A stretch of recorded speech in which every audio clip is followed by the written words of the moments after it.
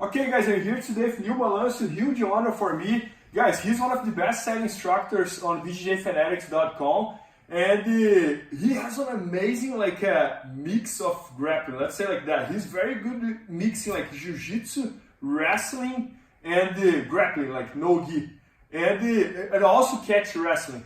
So he's just shooting a new instructional video here with us, that's the snap guard game. And today he's going to show us here one of the favorite techniques that he used that's very, very cool and I had never seen before. So very excited to learn from him. Okay, right. So the snap guard is just going from a bottom position to a top. So basically, without getting to the whole theories of it, is playing the bottom position, and what I'm trying to do is get up with him below me. If he counters that, he'll grab me and I can pull back and make my guard happen. So what this does is it kind of helps with your hand fighting, but it also helps you win the scramble. Okay, so in this case, let's just say I'm here, I got one elevator in and one trap on the outside. I'll use this to get myself close. I'll be hand fighting with Bernardo, we're playing, and I'm start grabbing his arm, okay? I'm grabbing his arm because I want him to basically start to grab me. So I can go from here. I'm gonna start bringing him into like an overhook position. I'm gonna relock on my bottom leg. And from here, I'm gonna give him a little stretch, get on my hand, get my head nice and tall. And I'm gonna get my bottom leg out. And now I'm gonna come on top and get to a front headlock position, okay? Now when I'm here, I'm gonna be on his chin. And his other arm can be in a couple positions here. I can be deep under, or I can be short. It really depends on who he is and how he's playing me. So basically I got up now, I used my overhook get up to get to the snap position. Now from here, I'm gonna go for a little different attack that most people are used to. You know, normally you think, oh, he's gonna guillotine me or he's gonna attack my arm, or what he's gonna go behind me. But actually I'm gonna set something else up that's kind of funky, okay? So when I'm here, I'm gonna now work his head, I'm gonna pull it, and what I'm gonna do is I'm gonna make him circle this way a little bit. So what I'm trying to do is get this arm to reach, and then just to do that, I'm just gonna pull his head and go to the side. See how his arm moves, okay? And create this pocket. Now from here, I'm going to now step through his armpit, and I'm gonna circle this leg in. Okay, so from here it circles in like you would see a crucifix setup.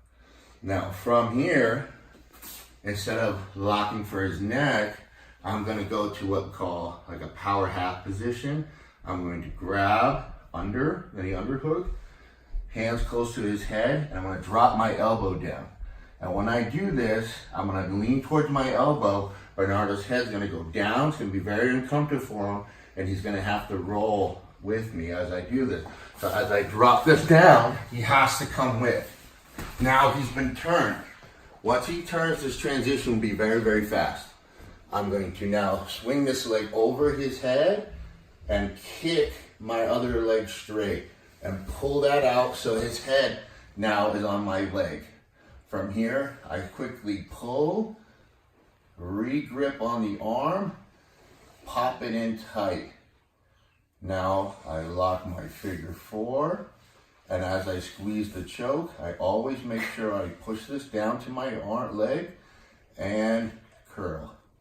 So I'm getting both the leg strangle, and this right here is like a kimura. It's a downward arm crank, okay? Now, if I need extra power here on my lock, so if I have a bad lock, I can now quickly rotate and to get this leg a little deeper. See how I hook it? Are you okay? Yes. And then from here, now I got a little better grip, I can pop back, and now I can get that arm and get a better grip. When in doubt, I retain my top position. Okay? So guys, look how amazing it is. Like Neil started from the guard, he went to the front headlock position, he went to the crucifix, and he ended up with the triangle. Yeah. So that's really, really cool. Yeah, it works actually pretty fluid, and when you do it fast, it's pretty brutal. it's not as hard and complicated as it looks. Yes. I just take it. Can you do one more time, you? Yeah, the finish is a common judo finish. I just took it and blended it with some wrestling and jiu-jitsu, basically. Yeah, so look at this, guys. He mixed like a judo finish with jiu-jitsu. He's playing guard. With wrestling, he went to the front headlock, put it all together, and that's the technique. So that's awesome. So we're here, we're playing, I'm working, gotta move, get my bottom leg. Now I'm out, hit my front headlock position, nice and tight. Now I'm gonna get him to move with me.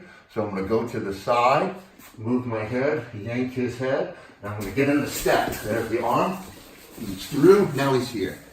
Now quickly, once I get here, I'm gonna use the momentum of my weight hitting him to jam my head in to that power half. Goes right over, it kicks through, lock. If it's too far and I can't have it, I simply rotate, get that curl, switch back. And now he's here. And of course, what happens if I fail? I could always work with figure four, or I simply re-pummel, get to my top position. Guys, really, really cool. And it's amazing to see like how he plays this type of game that he's doing guard, but his goal is not to get a sweep, it's to go to the front headlock on top. And then when he's on top, he goes for a crucifix or this and that. So it was really, really good of you. Thanks so much. Thanks. I try to use my legs whenever I can to help finish and change position, just like jiu-jitsu. I got it, man. That was amazing. What was that quote that you told us earlier about how you should think about your legs? Karo Parisyan said your legs should be like two independent snakes that move independently, they think independently, and they both bite. Man, that's amazing. That was a great one. Yeah, it's a good one. Thank you, I appreciate it.